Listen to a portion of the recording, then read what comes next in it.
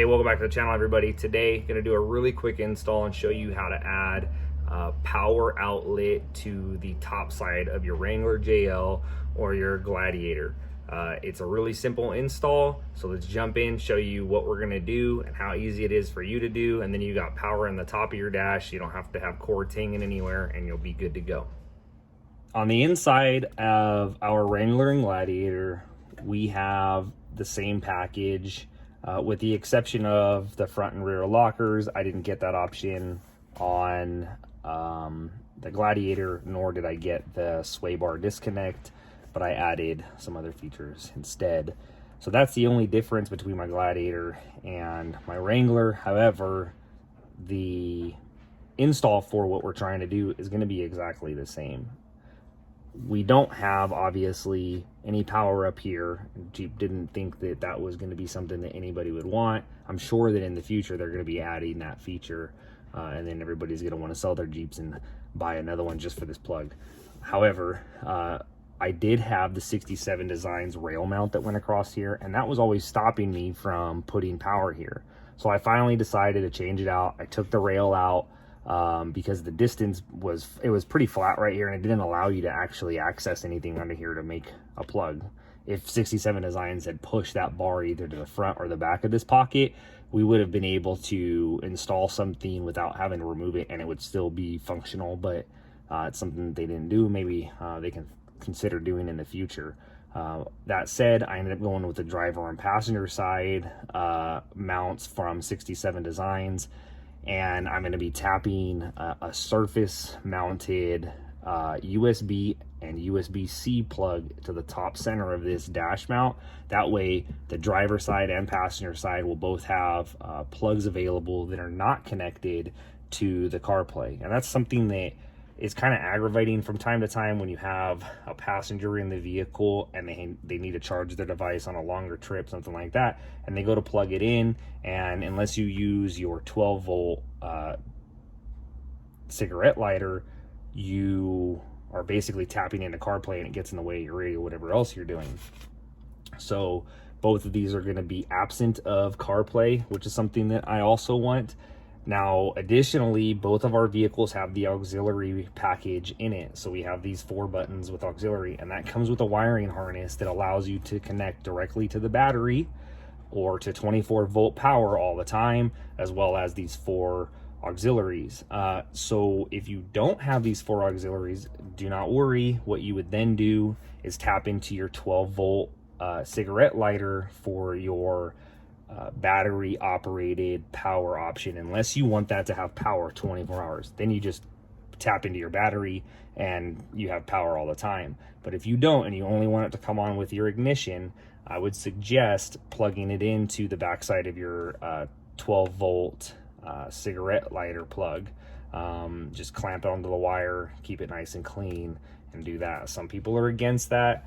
If you are and you want a 12-volt option based on your ignition, you're going to have to find a way to tie it into your ignition, either through one of the fuse box leads or something else. But for what we're doing, we're going to be running it from behind the radio through the passenger side footwell and glove box area, and then we're going to go down to the harness, the wiring harness that's down in the passenger side footwell.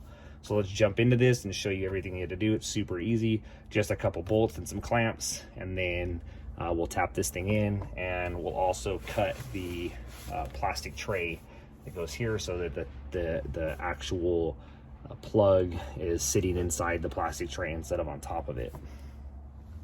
The first thing we're going to want to do is remove this trim panel, and it's really easy if you just access it on this side right here.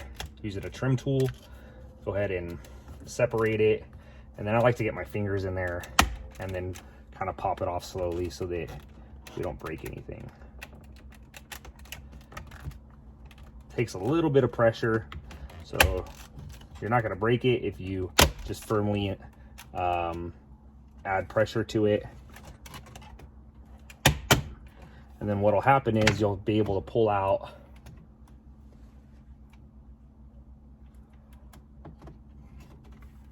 all this panel to include your push button start, We'll unplug that, and then we'll also unplug this panel so that it can be disconnected and placed out of the way. So now that we got this out of the way, we need to remove this front plastic rubber trim piece that goes around your radio. There's going to be a bolt here and here.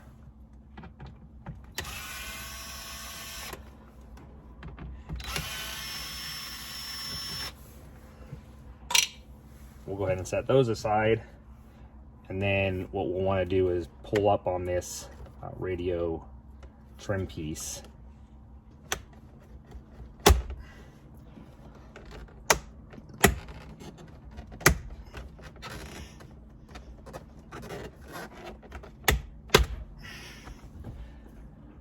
All right, now that this radio trim piece is out of the way and this screen is really dirty, what we'll do is unscrew the radio. Bolts are the same type of, or these screws are the same type of screws as the first two that you took off to remove that plastic piece.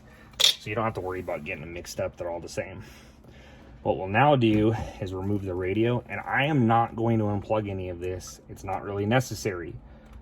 We now have access to this trim area right here, this upper panel where our trim's gonna be. What we'll wanna do now is measure the distance between these 2 points and these 2 points and try to center it. And at least that's what I'm gonna do. You can put it anywhere you want to. I would just be careful if you're not using the type of plug that we are, because as you can see, as condensed as this thing is, which is pretty great actually, there's a little bit of space in here where you'll run into, if whatever you're installing here is too deep, you'll run into it running into this radio face, and then you don't have the room to put it back in place correctly, as well as when this thing heats up. I don't really like things touching that aren't supposed to, but what we'll do is center this thing and then tap the hole for it and go from there. So we got 2 3/8, which we'll divide in half, and 9 1/2, which we'll divide in half. I'm gonna mark on this little rubber mat 1 3/16, and then for 9 1/2, 4 3/4. Next thing we're gonna do is drill through this top right here in the center, through the mat, as well as the actual top of your dash with the 11/16 drill bit and an angle drill, because otherwise you have to pull down your window. Now what we'll do is line this thing up. So this is the rubber mat that goes in your dash. I've already cut the ends off because of the way those 67 design mounts go on the ends. These things basically raise up and go over, and you have to cut that off to be able to install those. This is going to be the electrical outlet that we're going to be using for the dash. I'll drop a link for it in the section below. It has a cover to it, which cleans it up really well, and all you'll basically see are these 2 little holes and this light right here. Something else that I do is black out this light, because against the window up in that dash, that blue light is actually pretty bright at night, and I don't like it. It annoys me, but it's your power indicator basically. So with this one, you have a USB-C as well as a USB. We'll run these 2 18 gauge wires through this little pilot hole, and then we're gonna straighten it out using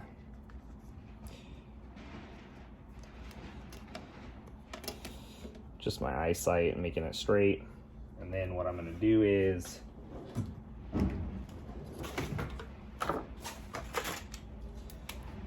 I'm gonna take a silver Sharpie and outline it. You want to cut the outer edge of this, because what's going to happen is you're going to have a shell that goes over this, so you want that little bit of extra room so that this will slide over the top. Now that we have that cut out, or that traced out, we'll cut it out and then finally trim anything that isn't quite perfectly straight. Okay, so now that we have this cut out, what we want to do is connect extensions to these wires, because you're gonna need a little bit more than this, and it's easier to do it here than in the dash. Now what we'll go do is put it in the dash and run it down the passenger side footwell.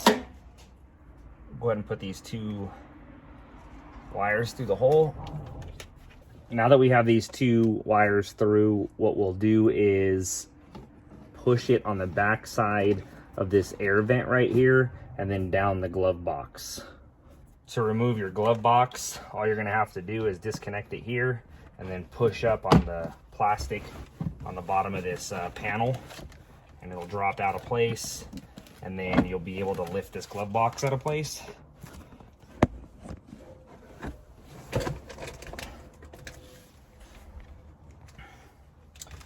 And then you can reach up through here into the backside where these wires are gonna drop down.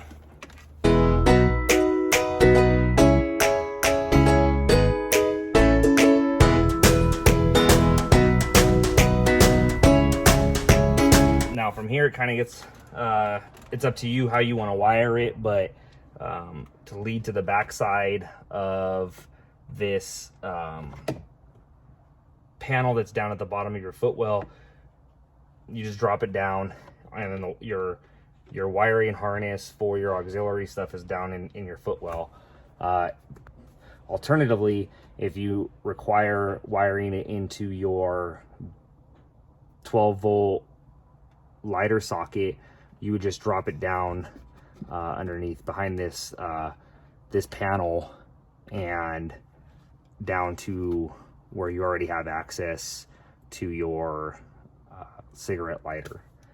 That would be your power. For your ground, you have grounds at the bottom of your footwell down here, and you'll pull this panel off and separate it from the sidewall, and then you have 10mm ground nuts to loosen, and then you can fasten it there.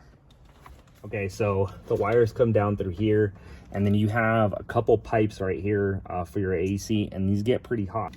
I would drop these wires away from these pipes on the back side of this little labeled plastic trim piece, or whatever it is, basically holding in this other wiring harness. And there's a couple holes that you can drop these wires down through into your footwell, and then they'll be out of the way. This is where you would access your cabin air filter if you're ever getting ripped off and don't know how to do that by your dealer. You just unclip this, and your cabin air filter is right there. Super easy to replace.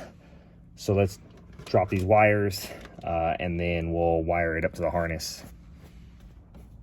In order to remove this panel, pull off the little door panel, we depress on this switch after lifting up the tab, the red tab. Depress on the switch. Retention clip thing, I don't know, whatever it is. There's a little black tab right here. Depress that, it'll lift up this white bar. You'll disconnect your door, and then your grounds are behind here. So what we're gonna do to get this off is we're gonna unclip the back of this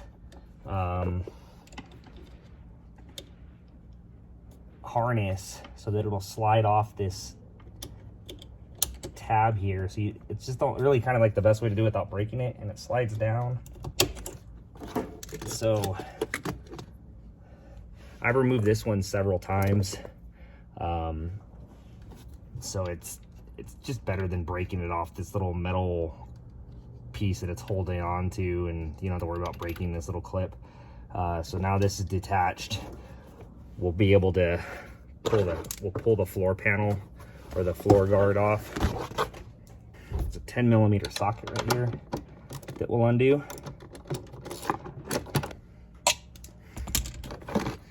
This whole piece comes out. As you can see, I have a lot of wiring down here because I have other things hooked up, but you can use any one of these 3 ground positions. Again, 10mm. And then what we'll do is tap this ground, and then we'll wire into the ignition line, which is like orange and pink, and it's really hard to tell orange and pink from the pink and orange because I don't know, the wires look very similar, and I'm not colorblind. So here's that wiring harness I'm telling you about, and the one you're looking for is orange and pink, as I can tell you. So like you see, like look at orange, and then there's pink. So this thing has primarily pink, I believe, and then this one's orange with just a little bit of pink. It's hard to tell the difference between the two. They're virtually the same color if you have them the right way. So be cognizant, one of them is a little bit more pink than the other one. This is the one we're looking for. So we'll tap into this one for our red positive, and then our ground will follow onto one of these ground posts.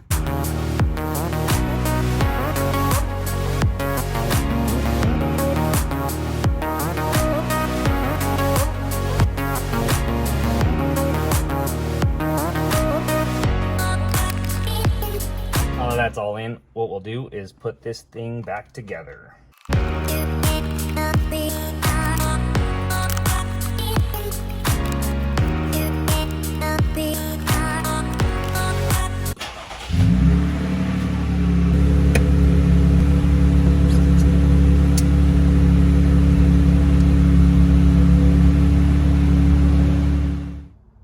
That's the whole install. Obviously it's pretty smooth, but I think that the idea behind it is just to give you the confidence to get into your upper dash without worrying that you're gonna break something and or what it looks like, so what you're planning on putting in there fits. Again, I didn't show the upper angle, but it's kind of a deep well. It's a little bit higher than the radio, so you should be able to fit a lot of stuff in there. I did like this top mount one because I didn't have to worry about, no matter wherever I put it, it wouldn't run into the radio at all. With some of the ones that actually go through and bore a much bigger hole, much like your cigarette lighter adapter, you are going to have to consider how far back you place it because it will run into your radio. That said, now you have the confidence hopefully to jump in and put whatever you want into your upper dash. Drop the comments in the comment section below. I'll respond as they come. I'll also drop links into the description box, so if you're looking for something specifically, you can find it there. Thanks for watching. Like, subscribe, share, all that stuff. See you on the next one.